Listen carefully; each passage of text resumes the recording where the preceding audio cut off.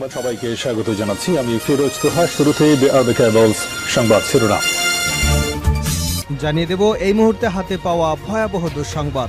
আজ রাতেই খুলে দেওয়া হচ্ছে কাপ্তাই বাঁধের সবগুলো গেট, জরুরি সতর্কবার্তা জারি। কয়েকদিনের ভারী বর্ষণ এবং উজান থেকে নেমে আসা পাহাড়ি ঢলে রাঙামাটির কাপ্তাই হ্রদের পানি বেড়ে বিপদসীমার কাছাকাছি পৌঁছেছে। পরিস্থিতি সামাল দিতে আজ শনিবার রাত 10টায় কাপ্তাই জলবিদ্যুৎ কেন্দ্রের 16টি স্পিল ওয়ার গেট খুলে দেবার সিদ্ধান্ত নিয়েছে কর্তৃপক্ষ। এজন্য ভাটি অঞ্চলকে জরুরি সতর্কবার্তা দেওয়া হয়েছে। এবারে জানাবো সাবেক বিচারপতি মানিকের উপর জুতা ও ডিম নিক্ষেপ। ভারতে পালিয়ে যাবার সময় সীমান্তে আটক হাইকোর্টের আপিল বিভাগের অবসরপ্রাপ্ত বিচারপতি AHM শামসুদ্দিন মানিককে সিলেট আদালতে তুলেছে পুলিশ। এ সময় তার উপর ডিম এবং জুতা নিক্ষেপ করেছে উত্তেজিত জনতা। বেশ কিছু ক্ষিপ্ত জনতা তাকে মারধর করতেও দেখা গেছে। জানাবো ক্ষমতা কুক্ষিগত করতে গিয়ে দেশ থেকে বিতাড়িত হয়েছেন শেখ হাসিনা।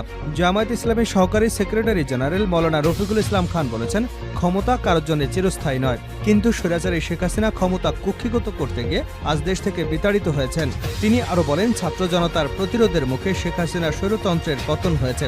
যেভাবে প্রতিরোধের মধ্য দিয়ে স্বৈর শাসনের পতন হয়েছে, ঠিক একইভাবে উল্লাপাড়ার শলাঙ্গকে সন্ত্রাস এবং চাঁদাবাজ মুক্ত করা হবে।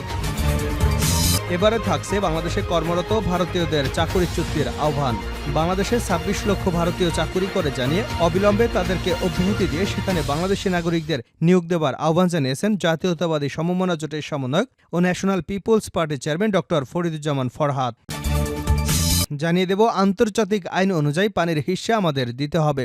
ভারতের সঙ্গে পানির ন্যায্য হিস্সার বিষয়ে বিএনপির স্থায়ী কমিটির সদস্য আমির খসরু মাহমুদ চৌধুরী বলেছেন, আন্তর্জাতিক আইন অনুযায়ী পানির হিস্সা আমাদের দিতে হবে। জনগণের ভোটে নির্বাচিত সরকার যখন আসবে, যদি জনগণ বিএনপির পক্ষে রায় দেয়, আমরা আপনাদের পক্ষ থেকে বিষয়টি নিষ্পত্তির চেষ্টা করব।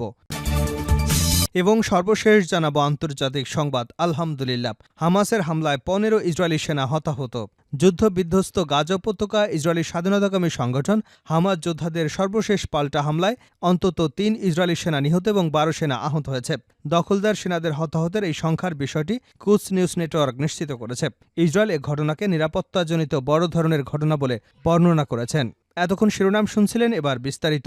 প্রিয় দর্শক, আপনি যদি এই চ্যানেলে নতুন হয়ে থাকেন, ভিডিওটি দেখতে দেখতে চ্যানেলটি সাবস্ক্রাইব করে আমাদের সঙ্গেই থাকুন। আর এই ভিডিও সম্পর্কে আপনি আপনার মূল্যবান মতামতটি কমেন্ট বক্সে জানিয়ে দিন। আর হ্যাঁ প্রিয় দর্শক, জানিয়ে দিন ভিডিওটি কোথা থেকে দেখছেন। খুলে দেওয়া হচ্ছে কাপ্তাই বাঁধের সবগুলো গেট, জরুরি সতর্কতা জারি। কয়েকদিনের ভারী বর্ষণ এবং উজান থেকে নেমে আসা পাহাড়ি ঢলে রাঙামাটির কাপ্তাই হ্রদের পানি বেড়ে বিপদসীমার কাছাকাছি পৌঁছেছে। পরিস্থিতি সামাল দিতে আজ শনিবার রাত 10টায় কাপ্তাই জলবিদ্যুৎ কেন্দ্রের 16টি স্পিলওয়ের গেট খুলে দেবার সিদ্ধান্ত নিয়েছে কর্তৃপক্ষ। এজন্য ভাটি অঞ্চলকে জরুরি সতর্কবার্তা দেওয়া হয়েছে।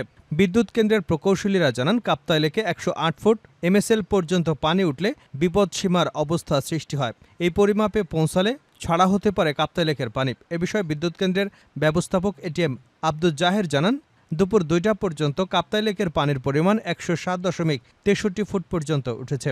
সন্ধ্যা নাগাদ যদি পানি 108 ফুটের কাছাকাছি বা বেড়ে যায়, তাহলে কাপ্তাই স্পিলওয়ের 16টি গেটের 6 ইঞ্চি করে ছেড়ে দেওয়া হবে। এজন্য সবাইকে সাবধানে থাকার অনুরোধ জানান ATM শামসুল জাহের। বিদ্যুৎ কেন্দ্রের কন্ট্রোল রুম সূত্রে জানা যায়, বর্তমানে লেকে রুল কার্ভ অনুযায়ী প্রয়োজনের চেয়ে পানি বেশি আছে। এ কারণে বিদ্যুৎ কেন্দ্রের 5টি ইউনিটে সর্বোচ্চ 219 মেগাওয়াট পর্যন্ত বিদ্যুৎ উৎপাদিত হচ্ছে। যদিও বা 5 ইউনিট থেকে সর্বোচ্চ 230 থেকে 240 মেগাওয়াট পর্যন্ত বিদ্যুৎ উৎপাদন সম্ভব। এর আগে গতকাল শুক্রবার লেকের পানি বেড়ে যাওয়ায় ডুবে যায় রাঙামাটির পর্যটন শিল্পের আইকন খ্যাত ঝুলন্ত সেতু। সেতুর পাটাতনের উপর পানি উঠেছে 5 থেকে 6 ইঞ্চি। পানির চাপে অনেক স্থানে খুলে গেছে পাটাতনের কাঠ। সে কারণে সেতুর উপর দিয়ে পর্যটক চলাচল নিষিদ্ধ করেছে পর্যটন কর্তৃপক্ষ। সাবেক বিচারপতি মানিকের উপর ডিম নিক্ষেপ। ভারতে পালিয়ে যাবার সময় সীমান্তে আটক হাইকোর্টের আপিল বিভাগের অবসরপ্রাপ্ত বিচারপতি AHM শামসুদ্দিন চৌধুরী মানিককে সিলেট আদালতে তুলেছে পুলিশ। এ সময় তার উপর ডিম এবং জুতা নিক্ষেপ করেন উত্তেজিত জনতা। শনিবার বিকেলে সিলেটের জুডিশিয়াল ম্যাজিস্ট্রেট এক আলমগীর হোসেনের আদালতে তোলা হয় মানিককে। পরে আদালত তাকে 54 ধারায় কারাগারে পাঠানোর আদেশ দেন। প্রত্যক্ষদর্শীরা জানান, নানা কারণে বিতর্কিত ও সমালোচিত অবসরপ্রাপ্ত এই বিচারপতিকে আদালতে তোলার সময় ডিম ও জুতা নিক্ষেপ করেন উপস্থিত জনতা। কয়েকজন তাকে মারতে তেড়ে আসেন, তবে পুলিশ পরিস্থিতি সামাল দিয়েছে। এর আগে শুক্রবার রাত 10টার দিকে সিলেটের কানাইঘাট দানা সীমান্ত এলাকা থেকে ভারতে পালিয়ে যাবার চেষ্টাকালে মানিককে আটক করে বর্ডার গার্ড বাংলাদেশ BGB। ক্ষমতা কুক্ষিগত করতে গিয়ে দেশ থেকে বিতাড়িত হয়েছে শেখ হাসিনা, রফিকুল ইসলাম খান। জামায়াতে ইসলামের সহকারী সেক্রেটারি জেনারেল মাওলানা রফিকুল ইসলাম খান বলেছেন, ক্ষমতা কারোর জন্য চিরস্থায়ী নয়, কিন্তু স্বৈরাচারী শেখ হাসিনা ক্ষমতা কুক্ষিগত করতে গিয়ে আজ দেশ থেকে বিতাড়িত হয়েছেন। শনিবার সকালে সিরাজগঞ্জের হাটিকুমরুল গোল চত্বরে স্থানীয় জামায়াতে ইসলামী আয়োজিত পথসভায় প্রধান অতিথির বক্তব্যে তিনি এসব কথা বলেন। তিনি আরও বলেন, ছাত্র জনতার প্রতিরোধের মুখে শেখ হাসিনার স্বৈরতন্ত্রের পতন হয়েছে। যেভাবে প্রতিরোধের মধ্য দিয়ে স্বৈরশাসনের পতন হয়েছে, ঠিক একইভাবে উল্লাপাড়া সলঙ্গাকে সন্ত্রাস ও চাঁদাবাজ মুক্ত করা হবে ইনশাআল্লাহ। রফিকুল ইসলাম খান বলেন, হাসিনার পতনের পর দেশে সাম্প্রদায়িকতার দাঙ্গা লাগানোর চেষ্টা হয়েছিল, কিন্তু সারা দেশে জামায়াত শিবির হিন্দুদের মন্দির রক্ষায় রাত জেগে পাহারা দিয়েছে। থানা পাহারার দায়িত্বও পালন করেছে আমাদের নেতারা। ছাত্র শিবিরের সাবেক সভাপতি রফিকুল ইসলাম খান এ সময় বানভাসী মানুষের পাশে দাঁড়াতে দলমত নির্বিশেষে সবার প্রতি আহ্বান জানান। বাংলাদেশে কর্মরত ভারতীয়দের চাকুরিচ্যুতির আহ্বান। বাংলাদেশে ২৬ লক্ষ ভারতীয় চাকুরি করে জানিয়ে অবিলম্বে তাদেরকে অব্যাহতি দিয়ে সেখানে বাংলাদেশি নাগরিকদের নিয়োগ দেওয়ার আহ্বান জানিয়েছে জাতীয়তাবাদী সমমনা জোটের সমন্বয়ক ও ন্যাশনাল পিপলস পার্টির চেয়ারম্যান ডক্টর ফরিদুজ্জামান ফরহাদ। শনিবার সকালে জাতীয় প্রেস ক্লাবের সামনে এক বিক্ষোভ মিছিল পূর্ব সমাবেশে সভাপতির বক্তব্যে অন্তর্বর্তী সরকারের প্রতি এই আহ্বান জানান তিনি। ভারতীয় পানি আগ্রাসনের বিরুদ্ধে এনপিপির উদ্যোগে এ কর্মসূচি হয়। ডক্টর ফরিদুজ্জামান ফরহাদ বলেন, ছাত্র জনতার অভ্যুত্থানে ক্ষমতাচ্যুত শেখ হাসিনা ভারতে পালিয়ে যান। ফ্যাসিস্ট খুনি লুটেরা শেখ হাসিনাকে আশ্রয় দিয়ে ভারত বাংলাদেশের জনগণের আকাঙ্ক্ষার বিরুদ্ধে অবস্থান নিয়েছে। জনগণ চায় ছাত্র জনতার উপর গণহত্যার নির্দেশদাতা হিসেবে শেখ হাসিনার বিচার হোক। আমরা বাংলাদেশের জনগণের আকাঙ্ক্ষাকে ধারণ করে ভারতকে বলবো, অবিলম্বে শেখ হাসিনাকে বাংলাদেশের সরকারের হাতে তুলে দিন।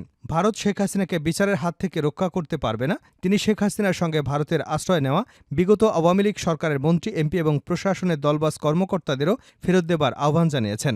বাংলাদেশের পূর্বাঞ্চলে আকস্মিক বন্যার প্রসঙ্গ টেনে তিনি বলেন, ভারত অভিন্ন নদীগুলোর গেট খুলে দেওয়ার এই বন্যায় সৃষ্টি হয়েছে। তিনি অবিলম্বে এসব গেট বন্ধ করবার আহ্বান জানান।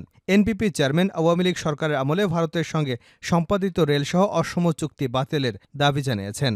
অন্তর্বর্তী সরকারের উদ্দেশ্যে ফরিদুজ্জামান ফরহাদ বলেন, আমরা সরকারকে কোনো সময়সীমা বেঁধে দিচ্ছি না, তবে জনগণের কাঙ্ক্ষিত একটি অবাধ, সুষ্ঠু, নিরপেক্ষ নির্বাচন অনুষ্ঠান এবং সুশাসন প্রতিষ্ঠায় আপনারা রাষ্ট্রের কি কি সংস্কার করতে চান, অবিলম্বে সেটা একটি রোডম্যাপ প্রকাশ করুন। এটা দেশবাসীরও প্রত্যাশা। শেষ করছে আন্তর্জাতিক সংবাদে। হামাসের হামলায় ১৫ ইসরায়েলি সেনা হতাহত। যুদ্ধবিধ্বস্ত গাজা উপত্যকায় ফিলিস্তিনি স্বাধীনতাকামী সংগঠন হামাস যোদ্ধাদের সর্বশেষ পাল্টা হামলায় অন্তত ৩ ইসরায়েলি সেনা নিহত এবং ১২ সেনা আহত হয়েছে। দখলদার সেনাদের হতাহতের এই সংখ্যার বিষয়টি কুচ নিউজ নেটওয়ার্ক নিশ্চিত করেছে। ইসরায়েল এ ঘটনাকে নিরাপত্তাজনিত বড় ধরনের ঘটনা বলে বর্ণনা করেছেন।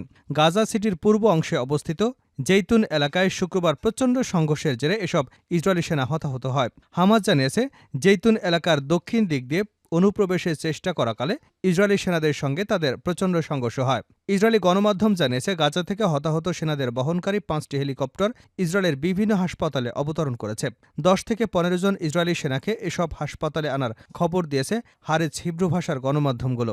ইসরায়েলের এসব সেনা ট্যাঙ্ক বিধ্বংসী কামানের গোলার আঘাতে হতাহত হয়েছে বলে জানিয়েছে তারা। এদিকে ইসরায়েলি সেনাবাহিনী শুক্রবার তাদের হতাহত সেনাদের মোট সংখ্যা প্রকাশ করেছে। তারা বলেছে, গাজা যুদ্ধ শুরু হবার পর থেকে এ পর্যন্ত তাদের ৬৯৬ সেনা নিহত এবং ৬৪৫ সেনা গুরুতর আহত হয়েছে। গত বছরের ৭ অক্টোবর আল আকসা তুফান অভিযানের দিন হামাস যোদ্ধাদের হাতে নিহত দখলদার সেনাদেরও এই পরিসংখ্যানের অন্তর্ভুক্ত করা হয়েছে। তবে হামাস বলছে, ইসরায়েলি সেনাদের হতাহতের প্রকৃত সংখ্যা এর চেয়ে বহুগুণ বেশি। তেল আবিব তার ক্ষয়ক্ষতির প্রকৃত সংখ্যা গোপন করেছে।